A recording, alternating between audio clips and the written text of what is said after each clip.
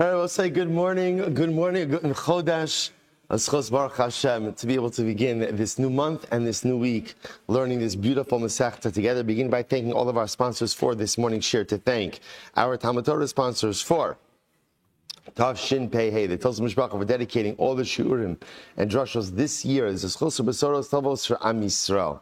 Our week of learning sponsors, Paul and Kathy Pollack, the creation of the yahrzeit of Paul's father, Shmuel ben Zechariah, great-grandmother, Cyril Bas Reb Dov, who are both nifter on Rosh Chodesh Nisan. Well, both of Rosh Chodesh Nisan, Meretz Hashem, the Neshama Shav and Aliyah, the family in Nechama, we should be Zochem, Meretz Hashem, to Besoros Tavos, Am Yisrael, Hashbrach, Hashem, Meretz Hashem, bring all of our hostages home. Our holy soldiers should be successful. B'chol Maaseh Yedem, we should be Zochem, Meretz Hashem, that it should be a month of Nisim V'Niflaos.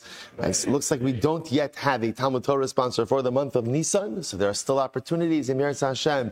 If you would like to do that in honor of a special occasion, in honor of a loved one, or just stam to be Marbitz Torah and Klal Yisrael, you could see the office or email the office in Meretz Hashem for more details. That concludes the promotional part of this morning's share. And now, Meretz Hashem, we are beginning also today's daf is Kuf Gimel 103, and we are picking up in Meretz Hashem on Kuf Beis, Amud Beis. We left off 15 lines up from the bottom. Amar Rav Nachman, Achav Shakal Haya. Incredible Gemara. Rav Nachman says, Achav was Shakal. Now, what Shakal means is like literally equal, which means that what Rav Nachman seems to be saying is that Achav was not a complete Rasha. He was kind of like a middle of the roader. Shneimar, Vayomer Hashem, Mi Yiftes Achav. We actually had this Gemara before. HaKadosh Baruch Hu says to the Neshamas, who is going to entice Achav to sin? Said he should go out to war. Remember again, Achav goes out to battle thinking that he's going to be successful. So HaKadosh Baruch Hu is looking for a neshama who's going to go ahead and entice Achav to go ahead and sin. Who is the one who's going to do that? Vayomer Zeh Beko V'Zeh Omer Beko Maskil Rav Yosef. So the idea over here, so what is Rav Nachman highlighting? Rav Nachman is highlighting over here is that HaKadosh Baruch Hu almost needed someone to entice Achav to sin, to entice Achav to follow erroneous advice, which seemed to indicate that Achav was not all bad. He was shakal. The Gemara says, "Maskil Rav Yosef, man de kasabe raklo haya ke'achav asher ismachar la'asas rabbeinu Hashem asher hista osa izel ishto." So again, the Gemara says, Rav Yosef, how can you say that Achav was, that he was shakal, that he was equal? Look what the pasuk says, right? That ultimately, again, there was no one like Achav who went ahead and did such terrible things in the eyes of HaKadosh Baruch Hu. Okay, aside from his wife Izevel, what did Izevel do? V'tanina b'chol yom haisa shokeles shiklei zav la'avodas kochavim. Okay, the only person worse than Achav was his wife, was Izevel. What did Izevel do? She measured out gold coins for Avodah Zarah every single day. Now, boss, you'll say to yourself, so what's up about measuring out gold coins? So remember again, it's one thing to worship Avodah Zarah. It's another thing to give your money to Avodah Zarah, right? To worship, okay, maybe you're not so committed. Once you give your money, where you give your money, that represents your heightened level of commitment. So Achav may have worshipped, but Izevel gave her money. So the Gemara goes by, how can you say Achav was shakal? Ela Achav. So I'll say, so again, we have to explain the statement. So what does it mean? Obviously, Rav Nachman is coming along, and Rav Nachman is trying to say that halacha l'maisa, there was some type of positivity to Achav's personality. What was the positivity? I'll say, this is incredible. Ela Achav Vatron b'mamona haya. Achav was generous. Isn't that incredible? Achav was generous. He was. Vatron literally means he was easygoing with his money. He shared his money. And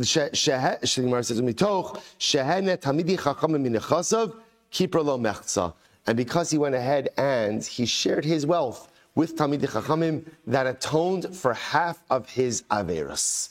I will say, is that not wild? Is that not wild? The power of tzedakah, the power of generosity, that even for a person like Achav, and by the way, it's interesting now, you see like the opposites of Achav and Izevel, right? Izevel concentrated her wealth ultimately again on the Avodah Zarah, but Achav went ahead and shared his wealth with Talmidei Chachamim. Again, he was wiping out Torah on one hand and supporting Talmidei Chachamim on the other hand. You'll say, we'll get the contradiction in just a moment. You'll say, but the idea over here is that halacha l'maisa, because of his generosity, his tzedakah wiped out half of his rishus, half of his iniquity. This goes with the motif of tzedakah tatzil mimaves. That literally, again, tzedakah has the ability to save us from death. The power of generosity to wipe out even the most heinous sin is an overwhelming yesod. I will say, what's the logic of it? Why does tzedakah have such power? Well, so we know this. Because what is the hardest thing in this world to part with? Money. money. We work hard for it, right? We always want more of it. And the ability to take something that you worked for, that you have the strong feeling that it's really yours, even though theologically I know that it's not mine, but the ability to take something that I worked hard for that is mine and to be able to give it to someone else is the highest, almost like the highest spiritual level that one could reach, because the only way you could do that is if you believe that it's not yours. Because if I believe that it's mine, I don't want to give it, and a lot of times I don't give it. If I believe that it's not mine, but it belongs to Kadosh Baruch Hu, and Baruch Hashem gave it to me as a custodian of His wealth, and I find the ability to overcome that most base impulse to keep everything for me and to go ahead and be as generous as possible with others, it's the highest level of spiritual growth, highest level of spiritual accomplishment. Achov was an Oved Avodah Zarah, but he was ridiculously generous. Incredible. So going back, remember, Kadosh Baruch Hu was looking for a spirit, so to speak. He's looking for an neshama to go out and to trick Achov into going into battle, which would be the battle in which he would lose his life. So who steps forward? So a certain spirit came forward. And the spirit said, I will entice Achov to go to war. Vayomer Hashem, Elav, Bameh, Vayomer Eitze, V'hayisi Ruach Sheker, Befi Kol Neviyav, Vayomer Tifte, V'gam Tuchal, Seva Asekain. So the spirit comes before HaKadosh Baruch Hu, says, I'll be the one who deceives Achov. I'll be a voice in the mouths of the false prophets, and they'll go ahead and they'll tell Achov to go out to battle. He'll go out to battle and he'll die in battle. So HaKadosh Baruch Hu says, say, good. Go out, va'asekain. My ruach. So Gemara says, whose ruach? What spirit is this? You saw this Gemara before. Amar Rabbi Yochanan, rucho shel navos ha'Yisraeli. Remember again, it was the spirit of Navos. What happened with Navos? Remember again, Navos had a vineyard that Achab very much wanted. Navos would not sell. Achab was very depressed. He spoke to his wife. His wife said, no problem, just bring him up on false charges of rebelling against the king, idolatry, all this other kind of stuff. They had Navos executed. What's the halacha when you execute someone for rebelling against the king? What's the halacha? The king gets his property. The king gets his property. And therefore, again, halacha l'maisa. Halacha l'maisa. So he got the vineyard, and Navos died. Navos was executed. The spirit of Navos wants its revenge against Achab. Might say, what is it? Kadosh Baruch Hu says to the spirit, go out. What does that mean? Amar Ravina, Simim Mechitzasi, Shekeim Dover Shkarim Lo Yikon Leneged Einai. So Kadosh Baruch Hu says, if you're going to lie, just know if you're going to lie, you can't come back. Once you go out to lie, you can't come back, because again, there is no sheker, there is no lying, there is no untruths in the presence of the Ribono Shalom. Incredible. Amra Papa, Hanu Darmi Inshi, De Para Kine Marchiv Beise. So we'll say this yields the famous adage, De Para Kine, he who wants to go ahead and repay vengeance destroys his own home. Destroys his own home. So I'll say this is actually a profound idea, that sometimes the desire for revenge is so acute that at the end of the day, I might blaze a path of self-destruction, but I'm bent on that revenge. You know, there's another expression that's often used for this. The expression that's used is Tamos Nafshi Implishtim, which is the phrase that Shimshon said before he knocked down the pillars of the Colosseum, representing this idea that sometimes I want revenge so badly that even if I'm going to go down with the ship, I'm willing to go ahead and do it. So Shimshon was different. Shimshon was going to die regardless, right? But Lamaise, he goes down with the Plishtim. So the same idea. Parakine, he who is bent on repaying revenge, Marchiv Beise, will destroy his own house. Vayas Achav es Hashera, Vayosef Achav lasos lahachis es Hashem Elokei Yisrael. So again, so Achav goes ahead, he makes an Asherah tree, which is an Avodah Zarah tree, and he continues to do the things that anger HaKadosh Baruch Hu. Mikol Malchi Yisrael Shayu Lefanav, and he was the worst. He was the worst. Achab was the worst. Amar Rabbi Yochanan, what did he do? Shekasav al daltos shomron, Achav kafar be'elokei Yisrael, lefichach ein lo chelik be'elokei Yisrael. There was literally, Achav wrote on the doorway to the entranceway of his kingdom, right? In the doorway to the entranceway of the Shomron. He wrote, Achav is kofar. Achav kafar. Denies. Achav denies the God of Israel. Therefore, he has no portion in the God of Israel. And I'll say, by the way, it's so interesting, right? Why does he have to write this, right? Why the active repudiation? So you only have to go out every way to actively repudiate, right? Things that you still feel touched. I will say, it's kind of like, you know, like when you're having an argument with someone, and someone just won't let you have your own opinion, right? If you're secure enough in who you are, you don't have to go ahead and necessarily, you don't need other people to agree with you. You do your thing. I don't need you to agree with what I'm doing. When people need you to agree with them, right? When they can't stand the fact that you have a different opinion, that highlights a heightened level of insecurity. Secure people are absolutely okay with other people not agreeing with them. So it's almost as if Achav feels this need. He's theologically insecure because we see the greatness of Achav, right? We saw yesterday's Gemara. The Achav Mamish had like this element of him that was so pious, that was so righteous. But Lamaisa is almost like that insecurity. He needs to constantly write on the doors of the kingdom, I repudiate the God of Israel. Why? Just do your thing. We already see what you're doing. You're worshiping anyone and everyone but God, right? You're planting Asherah trees. Everywhere where there's a mound, there's Avodah Zarah. We know that you're an Oved Avodah Zarah. Why do you have to write it? Elamai, there is that spiritual insecurity. It's profound. The Gemara goes weiter. The Gemara says, good. Vayivakish es Achazio, Vayel Kadeo, V'mischav Shomron. So now we're switching gears just a second. Going to another king, Yehu. So again, Yehu ultimately again was searching out Achazyahu, and he found him hiding in Shomron. Amar Rabbi Levi, She'akodir Askaros, V'kosev Avodos Kochavim Tachtehen. So we'll say, what did Yehu do? Yehu, again, we're going through, unfortunately, a list of kings who lost their way. So Yehu, we saw from yesterday's Gemara that we do have to be careful about how we speak about them. Right? After Menashe, none of us want Menashe showing up in a dream, right, Taz? We just don't want that. I mean, I guess Halavai we should dream about Menashe. I guess it wouldn't be the worst thing. But again, we saw from yesterday's Gemara such a sensitivity that even about these people who the Mishnah said don't have a chilek in Olam Haba, we don't understand their struggles. We don't understand what they went through. So in any event, so Yehu cut out every single time in the Sefer Torah he found the name of HaKadosh Baruch Hu. He cut out that name and replaced it with the name of Avodah Zarah. Menashe Shanashaka. Why was he called Menashe? Because he forgot God. Davar Acher Menashe Shinshi Es Yisrael V'Yim Shashayim. Or it means that he caused Klal Yisrael to forget HaKadosh Baruch Hu. Minalan Delo Asila Amodasi. How do we know that Menashe did he go to Olam Haba? The Chsiv is very interesting. Ben Shtei Shana Menashe b'malcho. Menashe becomes king when he is 12 years old. When he's 12 years old. Remember again, I will say his father was Chizkiyo, right? So Chizkiyo dies. Menashe becomes king at 12 years old. He becomes the longest serving monarch. He becomes king at 12, reigns for 55 years. Vayas hara be'nei Hashem kasher asa Achav melech Yisrael. And he did what was bad in the eyes of HaKadosh Baruch Hu like Achav. So it's interesting. The Navi compares him to Achav. The Gemara says, what's the nature of the comparison?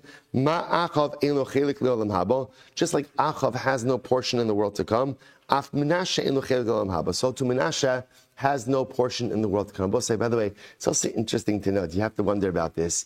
Obviously, 12 years old in times of the Navi is not like 12 years old today. But you have to wonder to yourself, what that level of responsibility does to a child, right? Imagine again becoming king and being vested with all that responsibility at the age of 12, right? And trying to figure all of that out just seems incredibly, incredibly complicated. All right, in any event, so therefore again, Menashe has no chelek in Olam Haba. So the Gemara goes weiter.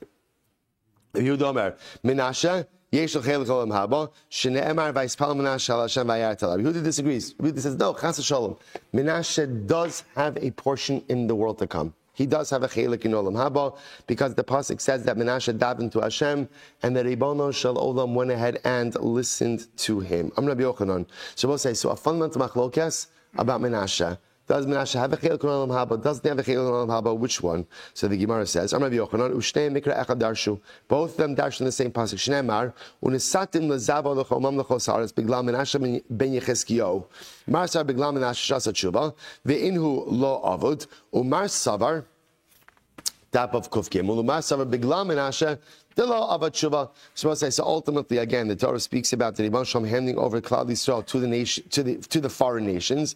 Biglam Menashe b'Chizkiyahu. So why was Klal Yisrael handed over? One opinion says because Menashe didn't do tshuva. Other opinion says no, Menashe did do tshuva. What was the problem? Klal Yisrael didn't do tshuva. So we'll say fundamental machlokes about whether or not Menashe ever actually became a Baal tshuva. I'm Rabbi Yochanan. We'll say top of Kuf Gimel 103a. This is a tremendous Gemara. Kala Omer Menashe Eino Chelik L'Olam Haba Merapa Yedein Shal Bali Tshuva. Whoever says that Menashe doesn't have a chelik in Olam Haba, ultimately again weakens the hands of Bali Tshuva. Weakens the hands of Bali Tshuva. So we'll say, so amazingly enough, so this is very profound, because if you say that Menashe doesn't have a chelik in Olam Haba, we know one thing, Menashe did do Tshuva. He did do Tshuva. So if you say that he doesn't have a chelik in Olam Haba, that means that Tshuva doesn't work for everything. And the moment you put that out, that Tshuva doesn't work for everything, you disincentivize people becoming Bali Tshuva. Because people will say, you see, you could be too far gone for Tshuva to affect any change in your life. The Tani Kamed Rabbi Yochanan, Menashe asa Tshuva, l'shloshim v'shalosh shanim. Menashe, remember, Menashe reigned for 55 years. For the first 22 of those years, he was a terrible Rasha. But then for the last 33 years, he did Tshuva. How do we know the numbers? Tichsiv, Ben Shtemes Shana Menashe Malcho. Menashe became king at the age of 12. V'chamishim v'chamish Malach b'Yerushalayim. He reigned for 55 years in Yerushalayim. Vayas hara kasher asa Achav melech Yisrael. And again, the Navi equates him to Achav. Kama malach Achav. How long did Achav reign for? Esrin v'tartin shnin, 22 years. Menashe kama malach. Chamishim v'chamish shana. Dalminahu esrin v'tartin pashlu tlasin utlas. So interestingly enough, the Gemara seems to say as follows: that what's happening over here is that halacha l'maisa, the Navi compares Menashe to Achav. What's the nature of the comparison? Achav reigned for 22 years. So the Gemara's understanding over here is that Menashe reigned like Achav for 22 years, meaning for 22 years he was a Rasha. For the remainder of his reign, which was then 33 years, he became a Baal Tshuva. Incredible. So I'm Rabbi Yochanan says, Mishum Rashbi, Mai Dichsiv, Vayishma Ela Vayechtar Lo. So we'll say, so remember again, we know what turned Menashe, right? What was it that made Menashe into being a Baal Tshuva? He was captured, right? He was captured by Aram, and again, probably tortured as well, and he calls out to HaKadosh Baruch Hu. So Moshe Shalom says, Vayishma Elev, Hashem heard Menashe's supplications, Vayechtar Lo. So the Gemara says, what's Vayechtar? Vaye'etar lo miboy. It should have said Vaye'etar, which means Menashe davened, and HaKadosh Baruch Hu turned to him. What does it mean, Vayechtar? Well, says it's beautiful. Melamed, she'asalo HaKadosh Baruch Hu kamin machteres berakia. The Rebbe Shalom made for Menashe like a tunnel, like a machteres. Machteres means, to furtively, like secretly. He made him a secret tunnel for tshuva and rakia in the Shemaim. Why? K'dei lekablo b'tshuva. In order to go ahead and receive Menashe in proper tshuva. Why? Mipnei midas hadin. Because ultimately, again, because remember, midas hadin, the divine attribute of justice, said, Menashe, you cannot become a Baal Tshuva. You're too far gone. Kadosh Baruch Hu Kiviyachal made like a secret pathway for Menashe's tshuva that even the strict attribute of justice could not interfere. I will say, what do you see from here? What do you see from here? You know what the great part about being God is? One of the great parts about being God is you make the rules. You make the rules. So what happens? Midas Hadin says, a guy like Menashe can't do tshuva. So what does the Ribono Shel Olam do? He makes a different pathway. He makes a different tunnel. He goes ahead and ultimately, again, allows for it to, he allows Menashe to somehow come back. The Ribono Shel Olam wants more than anything. He wants our tshuva. He wants us to change. He wants us to be able to go ahead and come back to him. And even if the normative construct of tshuva says that such a person can't return, the Ribono Shel Olam will make a different pathway. When it comes to tshuva, the Ribono Shel Olam never says no. And if HaKadosh Baruch Hu says no, you keep trying until he says, and even if he says no, you keep doing tshuva anyway. Nothing stands in the way of profound and meaningful tshuva. Rabbi Yochanan Rashbi, Mai Tichsiv, Bereshis Mamlachos Yoyakim ben Yoshio, Uksiv, Bereshis Mamlachas Tzidkiya, V'chi ad ha'idna lahava malchei. Shabbos say it sounds like over here Bereshis Mamlachas Yoyakim. That Yoyakim was Yoyakim the first king, was Tzidkiya the first king. There are monarchs before them. Ella. Rather, I will say what it means is like this. There are some people who are so evil that the Rebbe Shalom literally wanted to go ahead and turn the world back, like start all over again, because things were so broken. So in the days of Yehoyakim, things were so broken that HaKadosh Baruch Hu literally wanted to return the world to Tohu Vavohu. Nistakel b'darav v'niskara daito. But again, although Yehoyakim wasn't good, he saw the generation was good. Bikesh HaKadosh Baruch Hu l'hachzir es ha'olam kula tov v'o b'shil doro shel tzidkiya. Similarly, again, HaKadosh Baruch Hu wanted to go ahead and start the world all over again during the generation of Tzidkiya.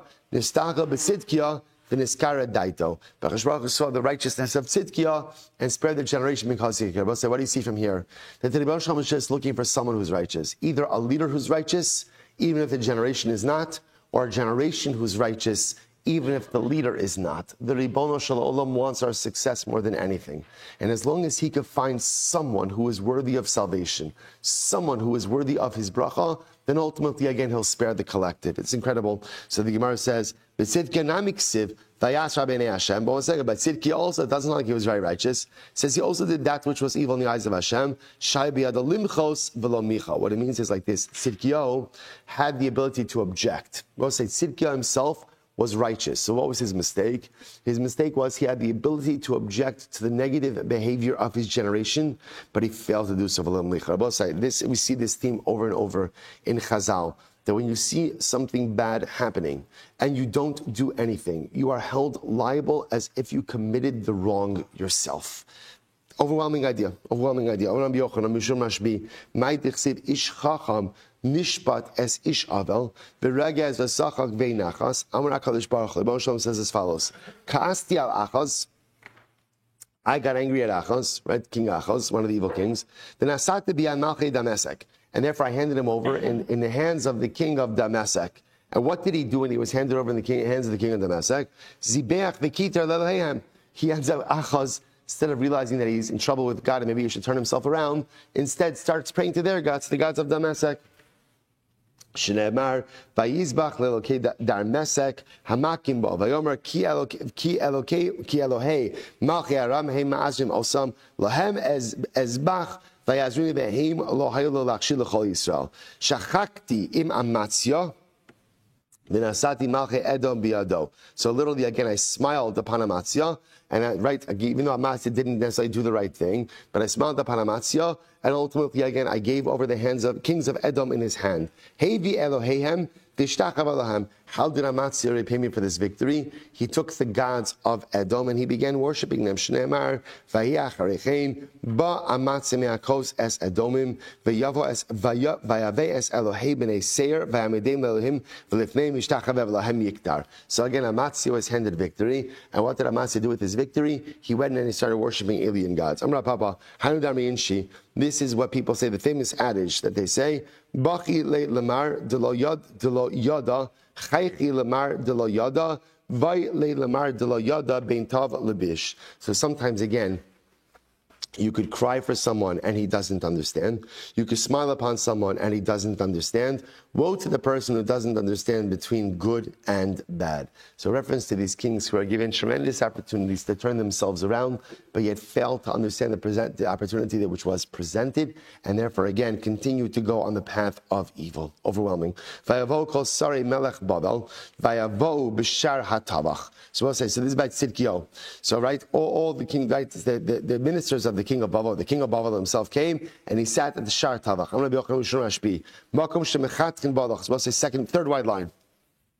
The king of Babel situated himself at the gates of the city. This are the gates ultimately where they were normally adjudicate halacha. Rapapana dami inshi ba'asra demare. Tala le zaine, taman kulba raya kul setala.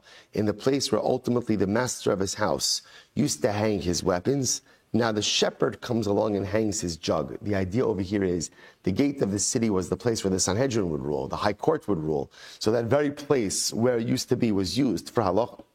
Now the shepherd, that's a reference to the king of Babel. The shepherd hangs his stuff. This is a beautiful pasuk, or it's a heartbreaking pasuk, but an interesting pasuk. So again, this Shlomo HaMelech says in Mishlei, I passed by the house of the field of a lazy man, and I passed by the vineyard of a man who lacks heart. Both the lazy man and the man who lacks heart are both inattentive, right, to their field and to their to their vineyard. And what happened? Vine ala kula kimshonim kasu panav charulim begeder avanam nersa. And what happens? The field is overgrown with thorns and thistles. And what happens? The stone walls are in a state of disrepair. So the Gemara says the metaphor. Asade ish atzalavarti ze'achos. Who is the man, right? Who is the lazy man? Who is the lazy man with the overgrown field? That's King Achaz. Va'kerem Adam Chasar Leiv. Who is the vineyard? The person who lacks heart, who owns the vineyard. Zemenasha. And I will say the metaphor is quite profound. V'hine alu kulo kimshonim. And again, it's overgrown with thorns. Ze amon. Kasu panav charulim. Ze yehoyakim. The geder avan of nersa. And the wall of stone has now fallen to a state of disrepair. Zet Sitkio Shenechrav Beis Hamikdash Biyamav, who the Beis Hamikdash was destroyed in his days. So I just want to point out how profound this is. The Navi, right, Shlomo Melech refers to these kings as people who are inattentive, chasr leiv, or lazy. So I say the way that sinful behavior begins is not with an active desire to do the wrong thing. Really, the way it begins is just apathy. Apathy is the gateway midah to the most horrible and horrific sin. The moment you just begin to not care, the moment you just begin to not push yourself, the moment apathy sets in, anything happens after apathy. This is what I was saying. We spoke about this not so long ago. I don't remember what year. But again, it's what Rabbi Nachman brings down. Rabbi Nachman says that the greatest tool of the Yetzer Hara is not chet. The greatest tool of the Yetzer Hara is yeush, where there is despair. Right? Where a person just gives up, where a person stops caring, where a person is apathetic, that's when all types of terrible behaviors begin to set in. So it's interesting. How does Shlomo describe Menashe? How does he describe Achaz? As just lazy, chasr leiv, apathetic people. It all starts with apathy. He'll say that's why the most important yesod in life is to be passionate each and every day. To make sure, this is why, we always speak about this. You have to push yourself every day. You have to be moving forward every day, because if I'm not moving, if I'm staying in place, Rabbi said, do you know what the other word for staying in place is? The synonym for staying in place is stagnation or apathy. Apathy. Rabbi say, apathetic people aren't going out and regressing. Apathetic people aren't going out and doing things wrong. Apathetic people they're just staying where they are. Right? An apathetic person finds a nice place to hover. Right? This is comfortable. This is nice. This is good. I'm not doing anything wrong. You're right. Not doing anything wrong, except apathy is the gateway midah to every other terrible behavior. Terrible behavior never starts with terrible behavior. Terrible behavior starts with apathy. Apathy, and then from apathy, it's downward spiral. Overwhelming. There are four people or four groups, literally again, who do not receive the Shekhinah. Who are they? Kat leitzin, a letz, I don't know what's the good word for a letz, scoffer. But it's more than just a scoffer. It's right. A letz is someone who takes nothing seriously. Everything is a joke. Everything is about. We'll say, you ever meet a person like this? Right. For example, in the beginning, when they're always with their wisecracks, you're like, oh, that's cute. And then at a certain point, it's like, enough already. Like, don't you take anything seriously enough in life to not have a one-line comeback? Just stop.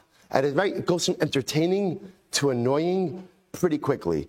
And again, if you're that kind of person, nothing serious, right? Nothing serious. And again, we'll say, there are moments in life, right, where I'm about to be serious about something. And then what happens? We'll say, all you need, ever have a situation like this where maybe you're talking with a chevra, you're living with a chevra, and there's a momentum that's going. And then someone that right, comes along and he says that line, and what does it do? It sucks all the spiritual air out of the room, right? And again, it just deflates everything. So a person like that, okay, just understand you have no relationship with that Kadosh Baruch Hu. The let's, again, means well, but missed the mark. Next, kat shakranim. Again, I will say shakranim. Shakranim ultimately, again, is a liar. Person who's a liar can't have a relationship with Kadosh Baruch Hu. Why?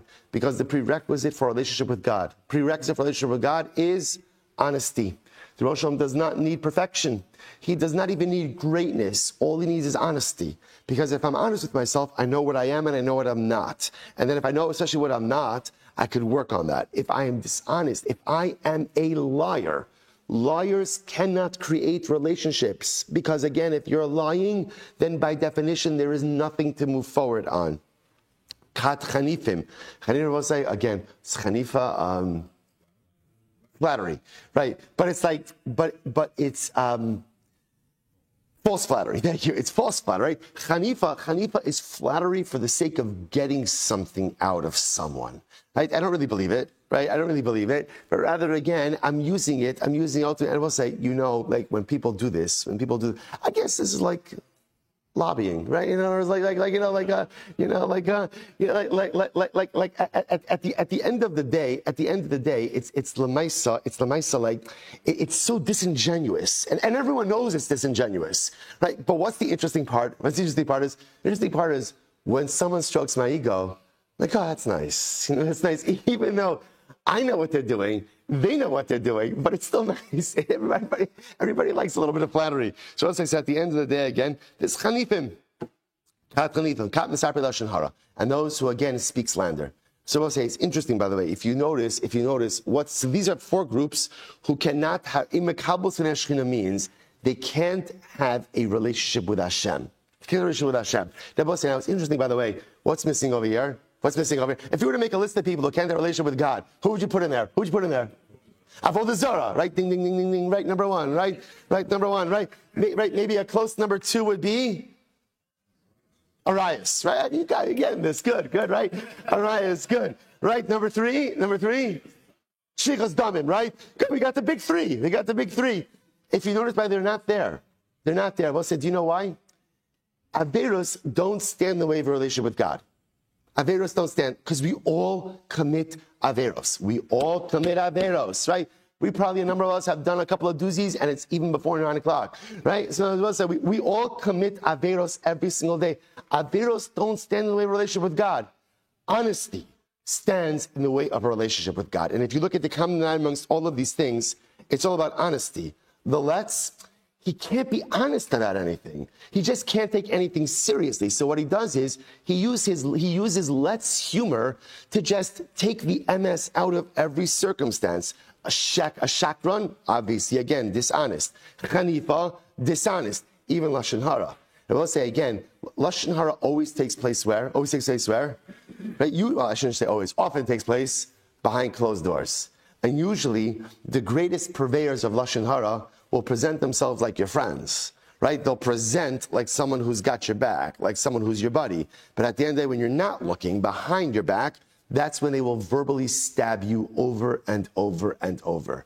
So the common denominator, dishonesty. Kodesh Baruch Hu says, you're not honest, there's no foundation for a relationship. You could sin from today until tomorrow. Kodesh Baruch Hu says, I got you. Let's work it through. Because you're a sinner. Great, shkoyach, join the club. We're all sinners. Just some of us are recreational, some of us are habitual, some of us are just on the weekends, others are like on alternate Tuesdays, right? But we had others 7 days a week, 24 hours a day, right? And Kadosh Baruch Hu says, it's okay. Whatever you're doing, I promise, I got you. We can work it through. But if you're dishonest, then there is no way to have a relationship. Incredible. So the Gemara goes weiter. Gemara says, now Gemara proves each of these. Kat leisin dichsiv, mashach yadu asal tzitzim. Kat shak, Gemara just quotes upon psuki for each of these. Kat shakaran dichsiv, dover shkaran lo yikon leneged einai. Kas chanifim dichsiv, ki lo lefanav chanach yavo. Kat b'jaber lashon hara dichsiv, ki lo el chofetz rasha ata lo yigur chara. Tzadik ata, v'lo yigur chara. V'amar Rav Chisda, amar Rav Yirmiyah bar Abba. My dichsiv, what's the meaning of the pasuk? What says beautiful. Lo su'una elecha ra, v'nega lo yikrav bi'ahalecha. Shavuot say, what is the meaning of the pasuk over here, where David HaMelech says, in Tehillim, what does it mean? Lo su'una elecha ra v'nega like Rabbi ol halecha. So the Gemara says, Lo su'una elecha ra, that literally again, that ra will not be set upon you. Shelo yishlot bahen yetzer hara. Ultimately, again, it's a bracha. You shouldn't, the yetzer hara, shelo yishlot bahen yetzer hara. And both says it's very important. It doesn't mean you shouldn't have a yetzer hara. There's a time you don't have a yetzer hara. When don't I have a yetzer hara? When you're dead, right? That's the right. there's an upside to everything, right? When you're dead, there is no Yetzer Hara, shkoyach, right? So there is no Yetzer Hara when you're dead, right? So it doesn't mean that I don't have Yetzer Hara. Rather, if you notice, Lashon Hara is shel yishlot ban Yetzer Hara. The Yetzer Hara shouldn't rule over me. I'll say I'm always going to have a Yetzer Hara. The shaila is who's in charge, me or the Yetzer Hara? Lo su'una elecha ra'ah. The Ra'ah, the Yetzer Hara, should not rule over me. Next, lo yikra bi'ahalecha.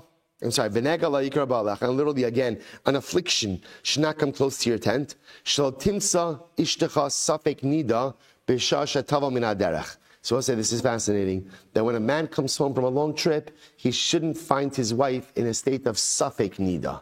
And we'll say, now what does this mean? What does this mean? So a man comes home from a long trip, Rashi says, he wants to be with his wife. So again, if a man knows that his wife is in nida, okay, so she's in nida, what can you do? Safek is where things become a little bit complicated, because what could happen? A man could justify to himself that perhaps she's really permitted and end up sinning with her. So I'll say it's actually interesting that perhaps this is the way the Gemara is interpreting the pasuk. It could also be metaphorically understood as follows. If you read it as a progression, the first part is lo su'una elecha ra'ah.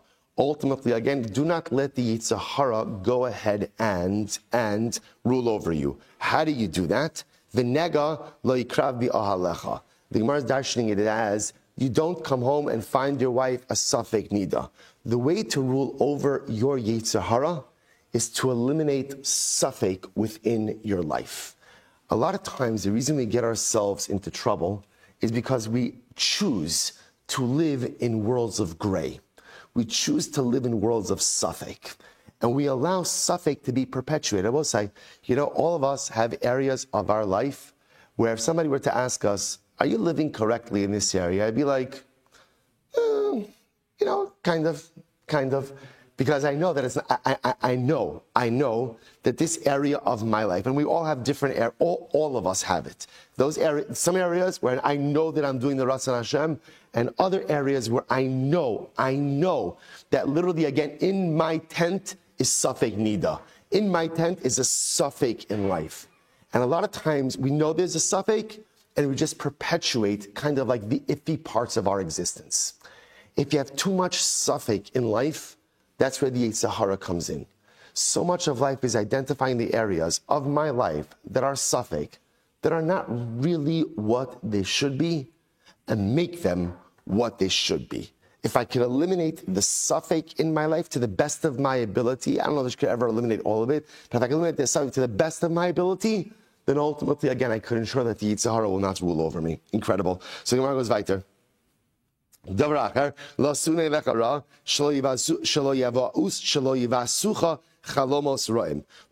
negativity, Ra, should not rule over you? You shouldn't have bad dreams. Shouldn't have bad dreams. To hear hurim ra'im, or bad thoughts. The negala yikra bi'ahalecha shelo yehelecha ben o talmid shemachtiach tavshila berabim. What does it mean that ultimately, again, that affliction should not come in your tent?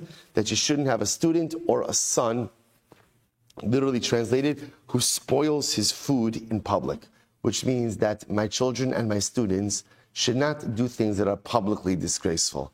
All right, privately, all kinds of stuff is going to happen, right? But at least publicly, again, things shouldn't occur. Ad kan bercho avis. This is very beautiful. The Gemara's darshaning is that this pasuk in Tehillim ultimately, again, is a reference to brachos from a father, brachos from a mother, and brachos from HaKadosh Baruch Hu. So the first parable says, so beautiful, is the brachos of a father. What's the bracha that a father gives his son? Number one, don't let the Yetzer Hara rule over you. Number two, right? Again, going with what we said, how do you ensure the Yetzer Hara doesn't rule over you? Don't let there be safek in your life. If there are sveikus in the way that you're living, deal with those sveikus. Deal with the difficult situations. Don't live with uncertainty. There's gray, figure it out, and figure out a proper mahal. This is what a father says to his son. Furthermore, a father says to his son, don't be scared by bad dreams in life. Don't be scared by bad dreams. We'll say, what does it mean, don't be scared by bad dreams? What does that mean? We'll say, what are dreams? What are dreams? Right? There's a whole machlokes, brachas about what dreams are. Are they meaningful, not meaningful? And I will say, what does it mean not to get scared by bad dreams or hirurim ra'im? So many times in life, we are scared off from doing the things we really want to do because we're scared of all the possibilities that could go wrong. This could happen, that could happen. And again, I will say, in any given moment in life, anything and everything could go wrong in so many different ways. What does the father say to his son? Father says to his son, don't be scared off by bad dreams in life. Don't be scared to dream big and go big. Just because you could become paralyzed by all the things that could go wrong. Yes, you're right, they all could go wrong, and they may not go wrong. But the only way you know you'll be successful is in Meretz Hashem if you give it a try. This is what a father says to his son. And what else does a father say to his son? Son, you're going to have tremendous moments of weakness. In those moments of weakness, make sure that at least you fail privately and not publicly. Let's say it's a big thing. We all fail. That's the Gemara says. You know, remember the Gemara says brachas? Person has a Yetzer Hara. We're never going to finish Sanhedrin. A person has a Yetzer Hara. Person has a Yetzer Hara. A person has a Yetzer Hara. And what happens, let's say I can't go ahead and combat the Yetzer Hara. So what does the Gemara say? What does the Gemara say? Yilbash, put on black clothing, go somewhere where no one knows you, and do what you need to do. There's an understanding that sometimes in life I'm going to lose the battle against the Yetzer Hara. If you're going to lose the battle, minimize the fallout. Minimize the collateral damage. Minimize the Chil Hashem. You're going to sin? Don't do it publicly. You're going to sin? Go somewhere else. That's what a father, after all of these lofty ideas and ideals, the father says to his son, you're going to fail because it's going to happen. It happens to all of us. Just make sure at the end of the day you minimize the damage. Incredible. That's what a father says. After that is the bracha that a mother gives to her child. What does a mother say to her child? Mr. Gemara says, what does a mother say? So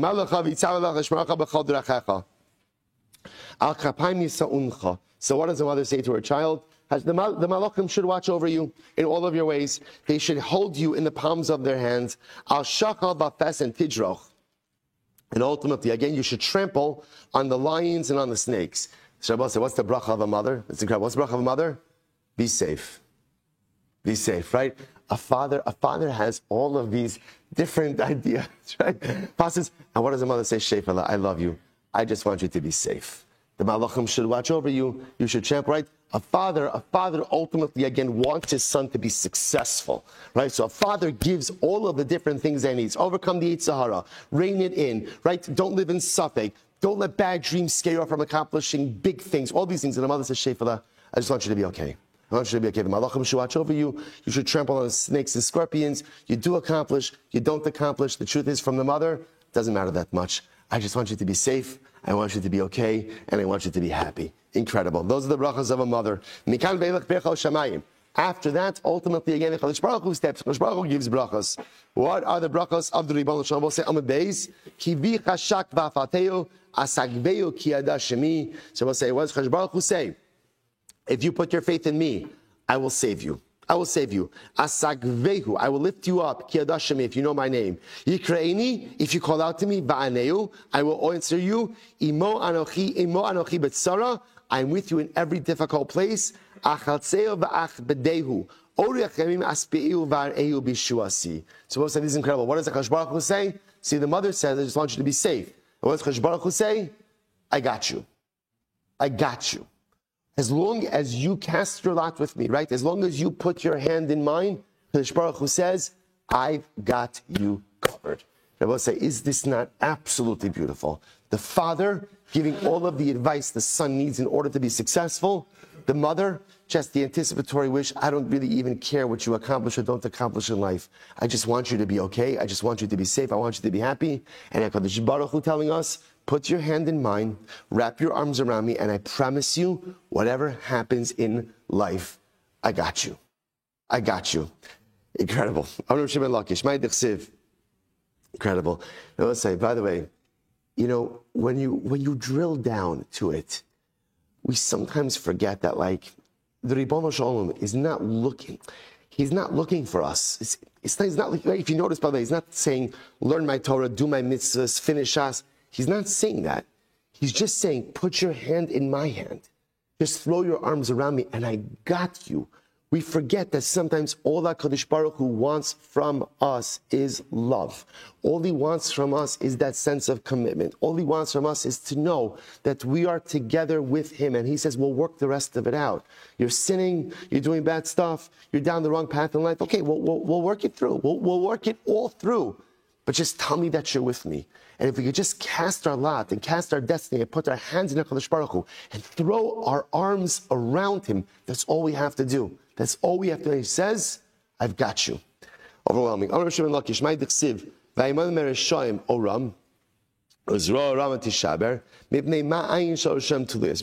interesting. It's interesting that in the word Rishoim, so there was a Masorah that whenever you wrote the word Rasha, the ayin was higher than the resh and the shin. Right? So be resh, higher shin, and ayin. Why was it? Well, there was a Masorah that was written that way. Why is it written that way? Kevan shena'ase adam rash milamata na na'ase rash milamala. So it was very interesting because remember, if you take the ayin out of Rasha, what do you have? Rush. What does rush mean? Rush means poor.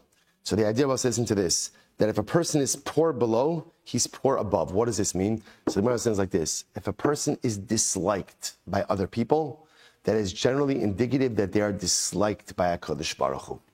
Very strong statement. And I was well say, by the way, there's actually like a basic logic to it. If you can't get along with people, right, who you could see, who you could interact with, who you could talk with, who you need, then alachas kama v'kama, you most probably won't be able to get along with HaKadosh Baruch Hu. That's just the way that it works. So if a person is disliked by people, then ultimately, again, they are disliked by HaKadosh Baruch Hu. So the Gemara says, that's the case, lo nichtava klal. So just take the ayin out altogether. Rabbi Yochanan Rabbi Elazar, chad amar mipnei kvodo shel David, v'chad amar mipnei kvodo shel Nehemiah ben Chachalya. So I will say, this is very interesting. The Gemara says, because there are exceptions to this rule. There are exceptions to this rule. There are people who are despised by other people, but yet they are still beloved by HaKadosh Baruch Hu. Say, who's a good example of that? Get ready for this. Who's an example of that? David HaMelech. David HaMelech. David HaMelech was despised by people, but yet he was beloved by HaKadosh Baruch Hu. Nehemiah, who helped to rebuild the second Beis Hamikdash, was despised. Now, not by Jews. He was despised by some of the Gentile rulers, ultimately again for rebuilding the Beis Hamikdash. So the Gemara says, generally, this metric is correct. If you can't get along with people, then by definition, you usually don't have a good relationship with Hashem. But there are exceptions to this rule, people who don't get along with people, but are still beloved by HaKadosh Baruch Hu. I just want to point out, by the way, it's not just David. You know, by the way, if during the 40 years in the desert, you were to take a popularity poll, right, about Moshe Rabbeinu, I don't know that he'd even be in double digits. Let me be in double digits. The yesod is great people often really only become appreciated when they're dead. Right? So again, David HaMelech. We say David HaMelech, and I say the name David, feel like I should stand up. David Malka Mashiach, he was treated like garbage. Literally like garbage during his lifetime. By masses of people. By his own family, treated with garbage. Once he dies, okay, then everybody loves him. Moshe Rabbeinu, treated like garbage. Mamish treated like garbage, disparaged, despised. Incredible. They accused Moshe Rabbeinu of stealing. They accused him of adultery. They accused him of all kinds of crazy stuff. It's just human nature. For whatever the reason is, we often don't appreciate the great people we have in our midst when they're alive. Once they die, then we recognize ultimately, again, what we truly had and now what we lost. So again, the Gemara is pointing out is generally the rule is, if you're despised by people, you're generally despised by God. Except there are two exceptions. Now, I want to point out, there's only two exceptions, right? It's just David and Nehemiah. The rule holds true for everyone else. Okay, Tana Banan. Menashe Yeshon Chamisha Nechamisha Panim B'Torah, Torah's Kohanim, Keneged Shnei Machuso. Let's get ready for this. King Menashe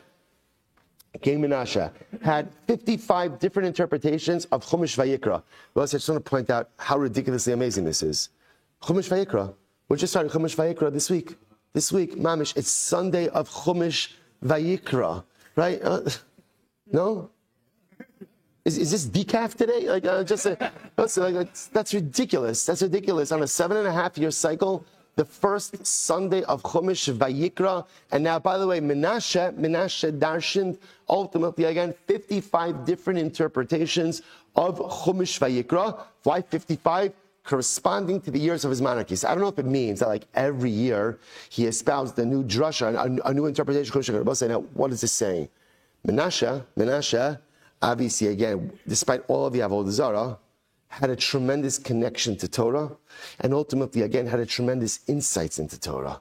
Again, I will say, now, and by the way, it's not just the 33 years that he did Shuvah. It's 55 years of drashas on Chumash Vayikra. That was Menashe. Achov, Shmoni v'chamisha. Achav advanced 85 different interpretations of Chumash Vayikra. Yeravam Meu Shlosha, 103 interpretations of Chumash Vayikra. Both said, by the way, why are they all fixated on Chumash Vayikra? Why is it all fixated on Chumash Vayikra? Because what's the opening buzz? Adam kiyakriv mikem karban la Hashem. Vayikras karbanos. Shor shav karbanos is karov, close. Right? Deep down, what does every single yid want? Deep down, what we all want is kirvas Hashem, is closest to HaKadosh Baruch Hu. That's all I want. Vani kirvas Elokim litov. All I want is to be close.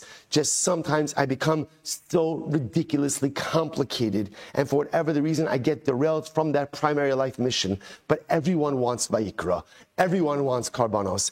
Everyone wants Kirva. Even Menashe, even Achav, even Menashe, even Achav, Rabbi say, by the way, Achav, Yeravam, Menashe, the three kings listed in our Mishnah, who don't have a chilik in Olam Haba. The three kings listed in our Mishnah espoused volumes on Chumash Vayikra. Even the greatest sinner in Klal Yisrael just wants connection with the Ribono Shel Olam. Tanya, all right, boss, say, no, we'll have to stop over here for today. I will say, tomorrow's a short off.